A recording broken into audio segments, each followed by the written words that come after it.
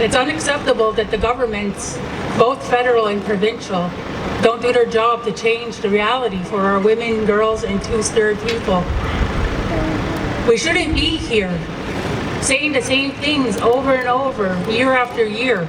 We should be saying, hey, we're making progress. Less of our women are going missing. We're not being targeted. Our cases are being dealt with like anybody else's, but we're not. We're still saying the same things. They don't treat us the same. They don't recognize us. They don't consider us human. That's why there is a genocide against our women, girls, and two-spirited people. That will never change. We have to speak up. We have to hold them accountable. It's not just the family and survivors' responsibility to keep the pressure on. It's everyone's responsibility. We all need to stand up and say it's wrong. We don't agree. We need action now. Not when they have an election coming up, not when it's convenient for their political goals. But as the first people of this country, we should have the same rights and the same considerations as everybody else that came here after. Whatever. I got no rules. Yeah, does someone want to hold? Yeah, if there's a couple people too, if you don't mind being holding it near the side of the stage.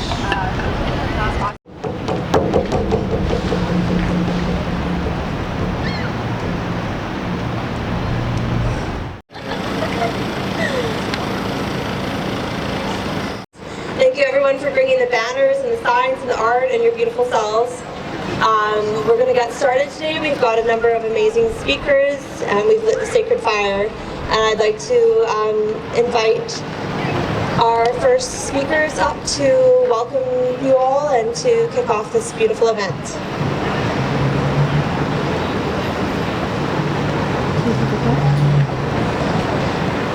So first up, I'd like to call up Faye, the Family Violence Coordinator from the Tiohtià:ke Clinic from Treaty 4 Territory, and Bryce from the Red River Métis Nation, Treaty 1, to come and welcome you all and to start the event. Right here.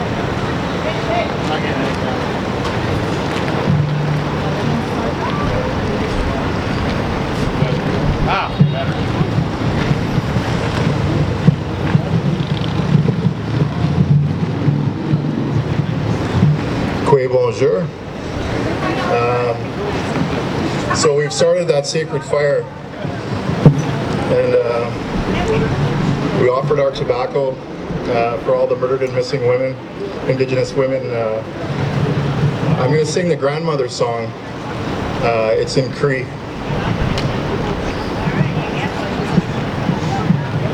It's a Leo McGilvery song.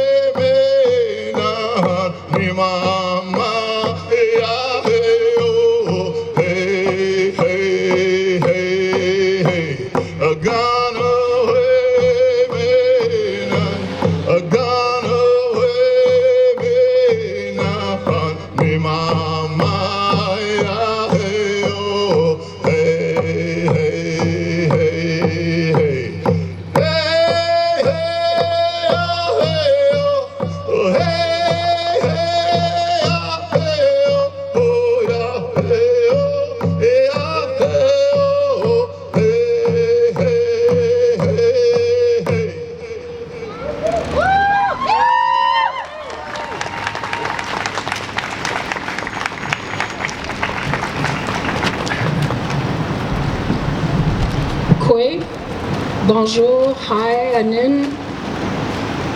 Hi. I'm a bit nervous, but it's for an important cause that we all gather here today. My name is Faye. I'm from Treaty 4 territory in Saskatchewan, but living here in Jujage, Montreal. I work at the Jujage Clinic. I'm honored to be here today. Today, we stand together to remember, to honor, and to rise. Indigenous, women, girls, Two-Spirit, trans are still being targeted, stolen from their families, their community, and their future. We are all at risk. The struggle is real, and it's not over. This is why we must stand together, not just for ourselves, but for our entire community. Our Two-Spirit relatives were honored as healers, as visionaries, a sacred bridge between worlds. We held the sacred fire in our heart, not just for ourselves, but for our entire community. Then came the violence of colonization. Then came genocide, not only against our bodies, but against our spirit, our teachings, our ways of honoring life itself. Today, we honor more than numbers. We honor lives. Between 1980 and 2012, the RCMP recorded 1,181 Indigenous women and girls missing and murdered. But our people know the truth. The number is far greater. More than 4,000 women and girls, Two-Spirit people, have been stolen over the past decades. Each one had a name, each one had a dream, each one had people who loved them. Their spirit called us to action. Their family who carry unimaginable grief call us to action. We must answer. Today, I also honor Johnny Wild, a brother, a father, a husband, a knowledge keeper. It has been more than 10 long years since his daughter, Cindy Rupert House, disappeared. Johnny carried that pain until his last breath, never giving up hope, never stopping his fight for her. Yet, even though he suffered, he chose love. He chose generosity. He chose to bring people together to build healing and change. All my prayers go out to his family and to every life he touched. His spirit walks with us still, urging us to rise with love and courage. For years, I have worked with women facing violence, exploitation, and fear.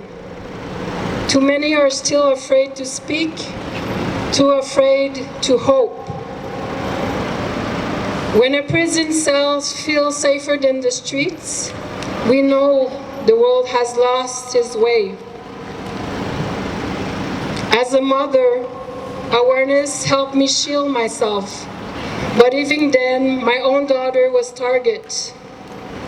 I was able to intervene, but many others never got that chance. We must create space where our women, our girls, our Two-Spirit people are not just protected, but celebrated, empowered, and cherished.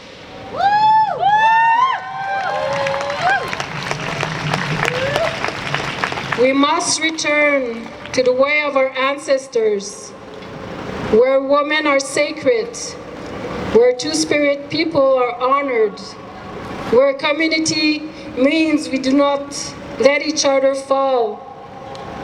We are the answers to the prayers of those who walk before us. We are the fire they kept alive through darkness. We are the water protectors with their very lives. Today, we do not only mourn. Today we reclaim. We rise with a sacred fire in our hearts, and we promise we will not stop until every stolen sister is remembered, every family is supported, and every future generation walks in safety, pride, and freedom. Miigwech, Chimiigwech.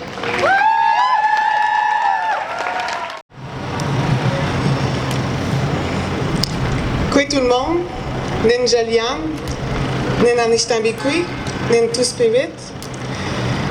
Tout le monde, je suis venue ici aujourd'hui pour vous parler de ma cousine.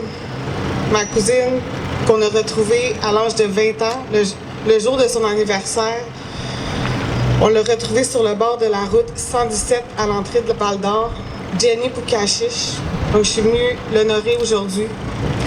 Sa perte laisse vraiment un grand vide dans nos vies parce qu'à 20 ans, on a vraiment toute la vie devant nous. Moi-même, à 20 ans, je me suis tellement mis en danger, puis je remercie le Créateur d'être encore ici. C'est pas toutes mes sœurs qui ont cette chance-là, donc pour moi, de venir ici puis de parler, d'honorer la vie de ma cousine, mais aussi de toutes les sœurs, toutes les tantes, toutes les filles, toutes les mères qu'on a perdues. Est-ce que c'est normal qu'en 2025, le nombre de féminicides chez les femmes autochtones est 7 fois plus élevé que chez les femmes non autochtones? Non. Puis ça, il faut que ça cesse. Le génocide doit s'arrêter aujourd'hui. Parce que c'est nous les gardiens du territoire, c'est nous les premiers peuples, c'est nous qui étions là pour accueillir les premiers arrivants ici. Donc pour moi, c'est vraiment important. Puis je sais que nous, les Autochtones, particulièrement les femmes, on n'a pas ce droit-là, le droit de la colère, le droit de se fâcher, parce qu'il faut toujours qu'on reste diplomate puis qu'on parle pas trop fort. Mais aujourd'hui, moi, je la prends la parole pour ma cousine, puis pour toutes les filles et femmes autochtones assassinées et disparues. Il y a eu des appels à l'action qui ont été faits. Je ne sais pas si vous pouvez vous en compter, mais moi, je n'en compte même pas sur mes deux mains. Donc, c'est vraiment temps que les temps changent, les choses s'améliorent. On a le droit d'être en santé, on a le droit d'être en sécurité, nous, les gardiens du territoire. Donc, miigwech tout le monde, puis merci d'être là.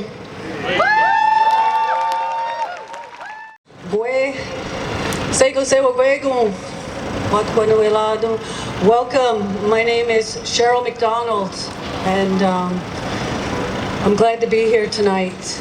Yesterday I was working outside, it was beautiful, and I thought, just cancel. There's other speakers. And when I woke up this morning, I knew I had to be here with you, so thank you for joining us. I'm seeing some faces I hadn't seen in a long time. I see Michelle Odette, I see Chief Melody Morrison from Ganawage. I haven't seen them since I testified at Montreal in 2018 about my sister Carlene, who went missing in the middle of the night in 1988 in MMIWG2ST. And I can tell you that the 7 weeks that we looked for her and urged the police to look for her, that those were the most horrific times in our life, not knowing. And so I also want to give my condolences to the Weil family for Johnny's passing.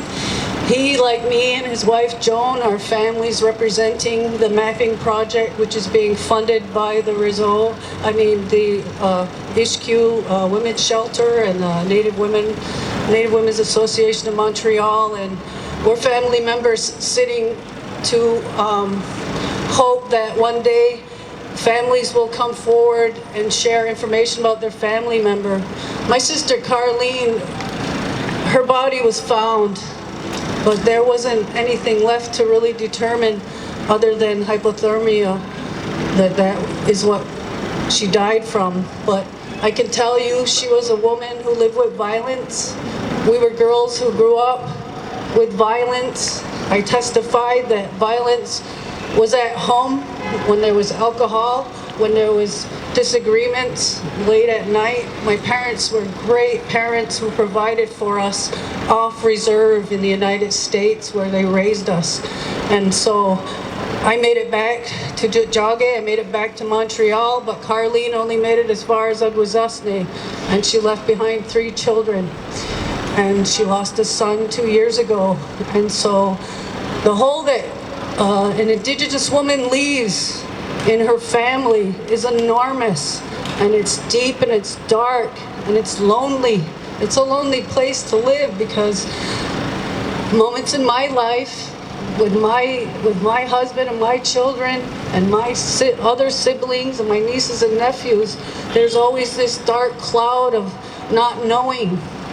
And now I'm a grandmother now, and my grandchildren don't know who that woman is who's smiling at us in a picture frame that's hidden behind a curtain in my bedroom.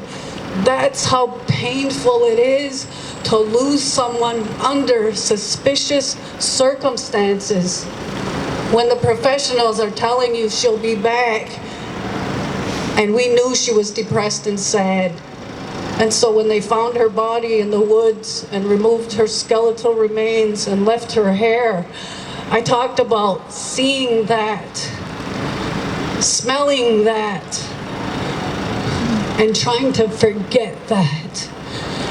And I want you to know that when we come out to heal and deal with the feelings that come up, anger is there, and it serves to protect us. It makes me strong to be able to speak to you. But I carry a lot of anger because they should have found her in a few days. Maybe she'd still be alive. Maybe my dad would still be alive, but he only hung in 5 years after she died. The pain that is inflicted by this trauma is enormous. So thank you for being with not only me, but with all the other families, especially for the ones still searching, especially for the ones that were just found and identified in the Winnipeg landfill. The ones up north, the ones south. We hear the politicians, a new catchphrase, right, from coast to coast to coast. Well, it's bleeding red. And we want justice, and I want to feel safe when I walk down the road of Oka, Quebec, and I drive through the reserve of Genesadage that's all over the news. Nobody knows what to do with it. There's so much weed in that town being sold. Good luck finding a local store there. It's like the city came to the reserve and everybody's okay with it. Well, I'm not okay with it because violence is everywhere. We have a leadership of chiefs that are divided and they're all running for chief again. What families need is leaders. Leaders with integrity, leaders that aren't leading to get what they can get for themselves, leaders that care about the little girls and the elders and the women living here on the street, women that want to be heard, women that fled their communities because it's not safe. And chief and council's hands are tied because they're also known to be violent. I met a lot of people when I worked for the Indigenous Human Resources in Quebec. I gave 23 years of my life trying to help people to find a job, to be financially independent, because I wasn't raised on the band office paycheck. I earned that by working there before I left and went to the regional office. But I saw violence in the workplace. I saw leaders look the other way and not do their job. I saw people, and I was one of them, sleeping in hotels and traveling everywhere. And my sisters are gonna sleep on the street tonight. That's what makes me angry. I'm tired of people just using the red dress for their own gain. I want sisters safe in the houses that they own like I do.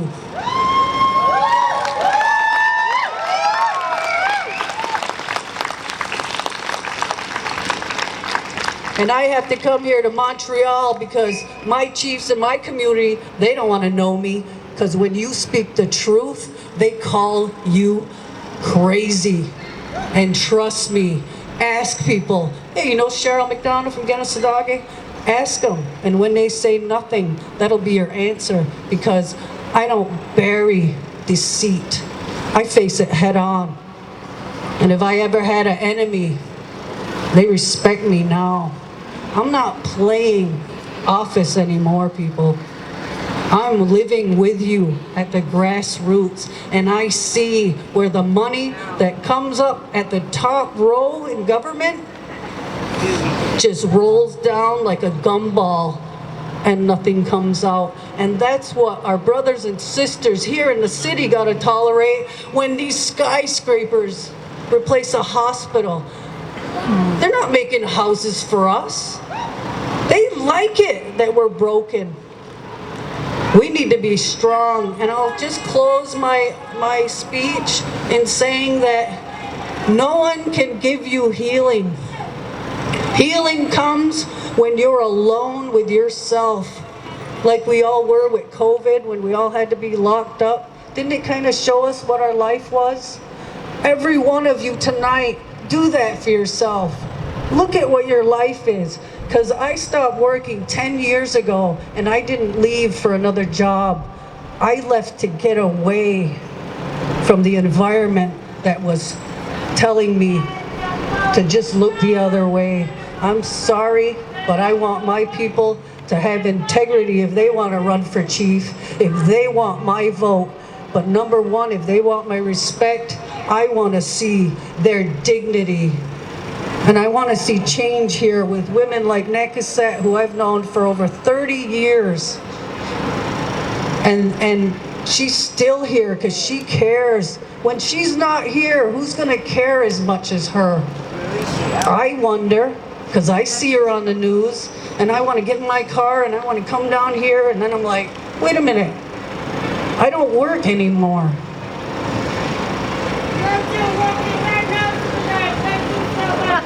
But I hear you, sister.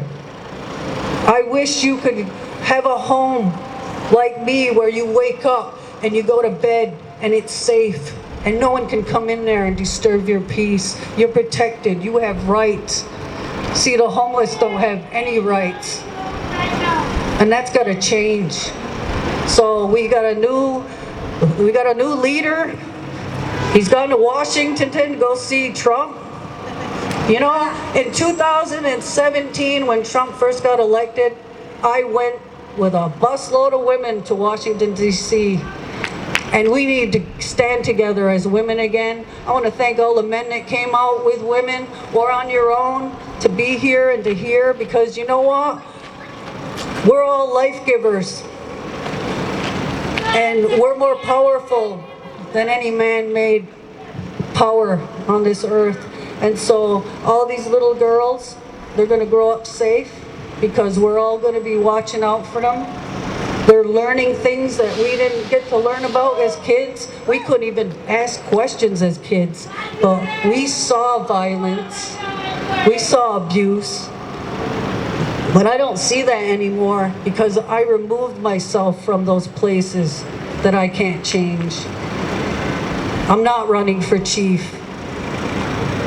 I'll never run for chief. I'll run from that system because they're all systems of oppression. Once they pay you, they just bought your silence. So I'm not as angry as I was last year. Last year I had a lot of anger. Oh, I let the crowds have it. but I'm not angry anymore. But I had to work through that anger because we have emotions and we should express them. So don't be afraid to shed a tear. Don't be afraid to question someone's behavior. If they're overstepping your boundaries, you have a right to say no. And let them get mad. Let their egos be hurt. Yeah. So I'm gonna give the floor. I don't see a lot of police, but I didn't look back. But hey, there's no police. See, we're not a threat anymore. That's a good thing.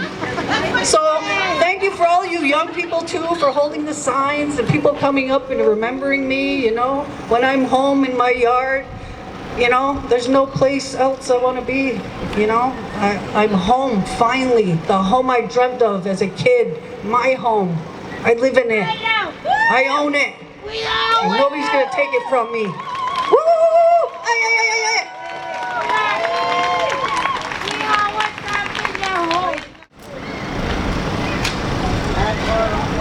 What's Punualado sa Wagwego? Panangatios na yung yaps, wagata huni. I'm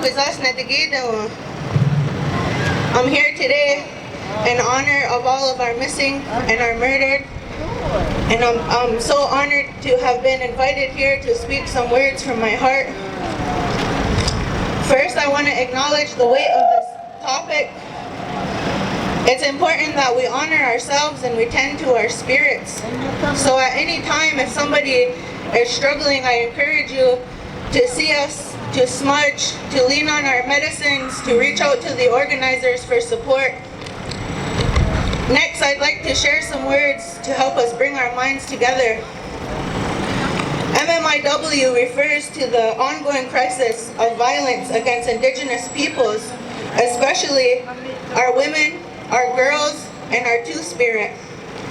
We are here today on Red Dress Day, the National Day of Awareness for Missing and Murdered Indigenous people, to call attention to the devastatingly high rates of disappearance, murder, and systemic neglect that's happening across Turtle Island. We're here today to call an end to this disparity. Violence against women, girls, and Two-Spirit affects every community across Turtle Island, but it's happening in our communities at alarming rates. Indigenous women are 5 times more likely to experience violence over the course of their lifetime than any other race in North America. Indigenous women and girls are murdered at 10 times the rate of the national average. 83% of Indigenous men will experience violence at some point in their lifetime. This is due to the intentional dehumanization of the Indigenous woman and child. Upon contact with the colonizers, there was the intentional campaign to make us less than human. We saw this with events like the Sullivan Campaign and Wounded Knee. This allowed for the hypersexualization of our women and our girls, and it devalued our sacred roles within our societies and our nations. The imposition of patriarchy aimed to uproot our matrilineal lines of leadership, warriorhood, and community building, leaving us vulnerable to dispossession from our traditional lands, leaving us vulnerable to sexual exploitation and violence. The dark legacies of the United States and Canada's detrimental federal Indian policies are entrenched in racism, erasure, and assimilation. We have been subjected to removal, termination, forced sterilization, the residential school era, the 60s scoop, heightened surveillance of Indigenous families through child welfare, and the overrepresentation within our criminal justice systems. All of these intergenerational traumas are contributing factors to the alarmingly high rates of human trafficking, especially sex trafficking, that is happening in Indigenous community. Indigenous women, girls, and Two-Spirit have a greater likelihood of being trafficked. But recent studies and our community-based work tells us that our men and our boys are also at risk. There is an intentional targeting of Indigenous people by those who perpetrate this crime, and this is an egregious violation of our human rights. We have the right to safety in our traditional territories, and we have the right to safety in urban communities. We must bravely name these things so that we can better understand how and why this is happening in our communities. And we must work together towards ending human trafficking and violence against our Indigenous peoples. Although Indigenous women and girls make up less than 4% of Canada's population, we make up 50% of all human trafficking cases. Ontario is among the top 2 provinces with the greatest occurrence of police-reported human trafficking offenses. But we all know the truth. The rates are much higher, and our stories go untold and unnoticed by the media. Unfortunately, many of us with lived experience of sexual violence, and those of us who work within the gender-based violence field, have come to understand that Superman is not coming to save the day. We have to save ourselves. We have to protect our women, our men, our Two-Spirit and LGBTQ+ community, and we have to protect our children. We are protecting our community circles by showing up here today to learn ways to work together, to empower ourselves, and to ensure the safety of those we love. I would like to call attention to the intersection of human trafficking and the epidemic of missing and murdered Indigenous peoples. I have served over 540 MMIP families and survivors across Turtle Island, where we identified an increased likelihood that an individual would go missing or be murdered if there was human trafficking occurring. We documented cases where women vanished from state-based care in group homes, foster care, or treatment centers. We stood alongside families as they demanded inquest for justice. We fiercely advocated for proper identification of our Jane Does. But we are still here! Woo! We are here! Come on, Martha! We're here to call for accountability in all levels of government. Federal, I state, ain't got no government! I ain't got no government! What is the government? Big as the... I know where they are, but I'm still me. and we need accountability in our own governments. In our tribal and First Nations governments, it's time for leaders to step up.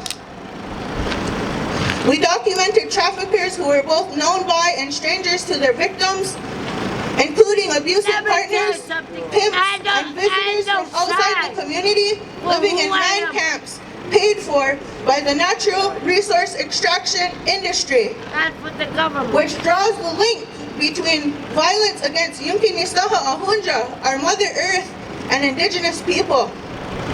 Violence against the land is violence against Ganungwe. It's violence against us as Indigenous women.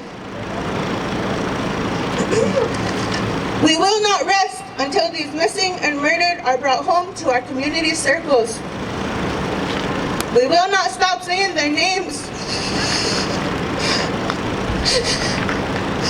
as we fight for justice and land back. I'm going to raise an eagle feather to honor all of our women, our men, our Two-Spirit, and our children who have not yet found their way home. We honor you. We miss you dearly. We will not stop looking for you in the mountains, in the valleys, and the landfills.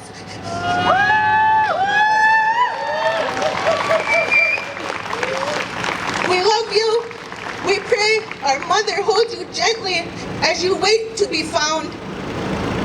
At this time, I invite you to speak the names of any of your lost ones out loud or to yourselves.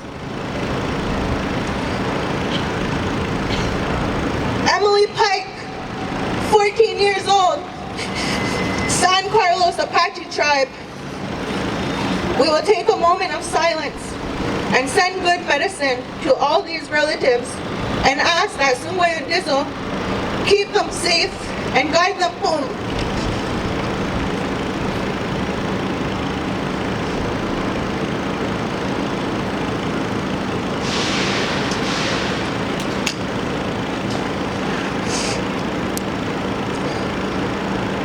Violence against women occurs silently through power and control. It is complex and eluding, but when we join our minds, our voices, and our hearts together as one, we are capable of creating communities of care where we are the true frontline protectors and the fiercest warriors. We are the superheroes, armed with the prayers of 1,000 ancestors.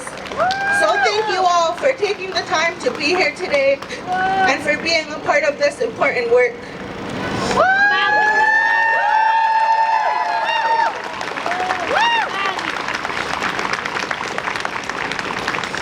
There's a lot of people here who want to see change and want to make a difference, but maybe some people here don't know how to do that, how to take those first steps.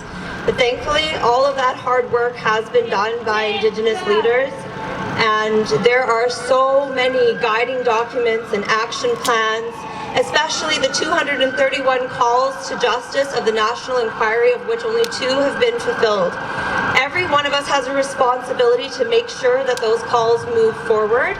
So I invite you to go home today and to look up what needs to be done, what you can do in your own personal and professional life, in any aspect, to offer healing and support and love and care to your community members. And to try to figure out what we can do together between now and the next time we gather together in October. Hopefully not sooner, but we will gather if action needs to be taken. But I want to make sure that everybody goes home today and feels the love in their heart, but also feels the pain that was shared here today, and knows that that's not something that you just have to sit with in silence. You have all these people here to share it with you, and we're all here to try to make a change and to take action. So I have some booklets printed out on the back table there for anybody who doesn't know, whether you're an educator, whether you are a parent, and in any role in life. So I really want to invite everybody here to not just show up to these events, but to figure out what you can do in your own life to take action and to take the steps that you want to take. Would you like to? We've got one more speaker, an impromptu speaker here, Marlene. Kuekas no Chabohogadad no Namnendenu de Tayan Kin Nendenu de Etat Mijewan Melanie. My name is Michelle. I'm a full-time cookum. My granddaughter is hunting some pigeon, but she's witnessing something very powerful, very strong, that even though 500 years and plus that they try to erase us, change us, make us different and blah, blah, blah, blah, blah, we are standing. We are beautiful, we are strong, we are powerful, and of course, we are healing. Thank you, Nexet. Thank you, everybody who worked for this moment. I'm from a place also where one day some of us got a call to set up something that never exists here in Canada. They call it a national inquiry. 4, 5 of us try to do something very hard, either because you're yourself a family member or a person trying to find the truth, or you never finish university, but you have to put something in place that will bring the voice in a colonial system, a voice that they heard before. But what we did in 33 months, we spoke their language. We spoke their way, the way they think they have the rights to change things for us. And we said, no, no, no, no, no, no. Simple genocide. That's it, that's all. We taste, we see it, we feel it, we hear it. All the 5 senses. We are the proof. We are the evidence. but also we are the voice. We are the voice. So I want to say thank you for the families, the people, men, women, two-spirit, people that came and shared their anger, hope, truth, voice, stories of their loved ones. And many of you, it was 4, 5 of them that disappeared and never came back. But the stronger part for me was some of us are inside those colonial systems. To change within the system, to remind them that no more. You cannot pretend it didn't exist. You're stuck with me until I'm 75 years old at the Senate. And of course, the powerful moment for me at the National Inquiry, it was the family members that helped me to understand. Even though I didn't lose somebody, they reminded me, wake up, do your job. And one of them is here with me, my sister Melanie.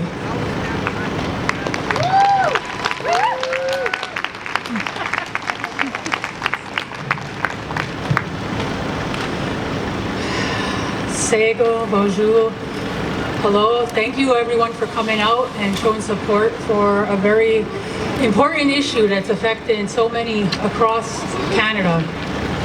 They try to erase us. They try to say that they're doing what they should be doing for the cause of MMIWG2ST, but they're not. I've done the work along the years. I've spoke up. I've done the National Inquiry. I did the steps to get the National Inquiry set up, and here we are still at step 1. It's unacceptable that the governments, both federal and provincial, don't do their job to change the reality for our women, girls, and two-spirit people. We shouldn't be here saying the same things over and over, year after year. We should be saying, hey, we're making progress. Less of our women are going missing. We're not being targeted. Our cases are being dealt with like anybody else's, but we're not. We're still saying the same things. They don't treat us the same. They don't recognize us. They don't consider us human. That's why there is genocide against our women, girls, and two-spirited people. That will never change. We have to speak up. We have to hold them accountable. It's not just the family and survivors' responsibility to keep the pressure on. It's everyone's responsibility. We all need to stand up and say it's wrong. We don't agree. We need action now. Not when they have an election coming up, not when it's convenient for their political goals. But as the first people of this country, we should have the same rights and the same considerations as everybody else that came here after. It's a sad situation, and it's very heartbreaking as an impacted family member that my sister went missing in 2006. Her remains were found 2010. We are now 2025 and her case stays unsolved. There are so many people waiting for answers, waiting for things to get done so that they can bring their loved ones home. So if you take anything away from today, take this. Go home, have those hard conversations with your family and explain to them what's going on in their country that was originally Turtle Island and is still Turtle Island, and governments need to understand we are the first people here. We are important, our women matter, and that we need justice now.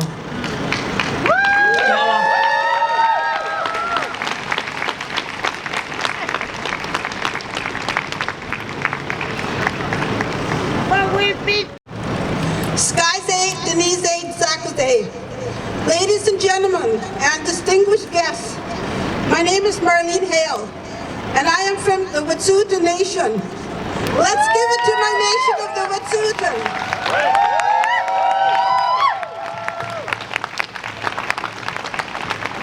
It is for this day in our territory of the Wet'suwet'en Nation in northern British Columbia, January the 8th of 2019, we all know that heartful day when the Coastal GasLink came in and put a pipeline through our territory, which is now done. But let's go go beyond just a few days before, 1 week before, where Frida Houston and her 4 sisters were having a 3-day fire ceremony like what you have here, for a ceremony that was going to be held with all the red dresses held and all the trees for our sisters, Wet'suwet'en sisters, to bring them home. The last day of that ceremony was when they went in and viciously arrested Frida and all the members that were in the ceremony. Let's go 1 month before, where our nation was still looking for Frances Brown, who went missing in 2017 of October 23rd. Frances was out in the bushes, who'd been and knows the bushes well. She's hunted with her father ever since she was 8 years old. Frances was out mushroom picking. She was no stranger to her elements. At this time, when the pipelines came in, we were still searching. The search and rescue team had just had to leave by the RCMP. They were not allowed to search for her anymore. And that territory, it is all damaged by the pipelines, by everything. There will never be any closure for the Frances Brown family. Amongst many people in our nation, what we hold very dearly and we commemorate today, which is called Highway 16. And that starts from Prince George, BC, and ends in Prince Rupert, BC, where many, many of my cousins, my people, women, children have gone missing and have still not been found as of today. It became such a horrific story that knowing that the perpetrators, the police themselves, truck drivers, all the man camps from the Coastal Gas Link, going up and down those highways, and yet again, still no answers. But we need answers. Is this where everyone that came up before me were talking about? 1 week ago, we elected a new person in Parliament. That is when they got our ex on the ballots. But now it is beyond the ballot. It's called the election is over. Now it's to talk about accountability. And that's where I come in. People like myself and my sister talking about it from Akwesasne, where we go and we need the accountability of the higher ups, the governments, the ministers, and all of them today. Until they get united, our people will never be united. Until we have answers from them up in their offices high above us. It is with regret, all the people in our northern industry, all across this land, that have pushed together and made so many open letters to the missing murdered Indigenous women and all the works that everybody has done in every city across this land. I just came back from Victoria and Vancouver, where they had held one huge, big, massive, almost about 4,000 came out and missing and murdered in that march. It was just amazing. Across the land, we are all not in mourning. We're remembering the beautiful sister souls that we still have unaccountability for. Our cousins, our sisters, our mothers, our babies. We hear it every day on the internet, and never goes a day without somebody's putting up, have you seen somebody? And this is where, to the young ones, I would like to just give a heartfelt, just be careful out there. Make sure that you do the buddy system. Let people know where you are. Let them know that you are loved. You're young, you're vulnerable. You don't know what's against you. Please be cautious and be careful. We love you all. Thank you so much for listening, and have a good day. Bye.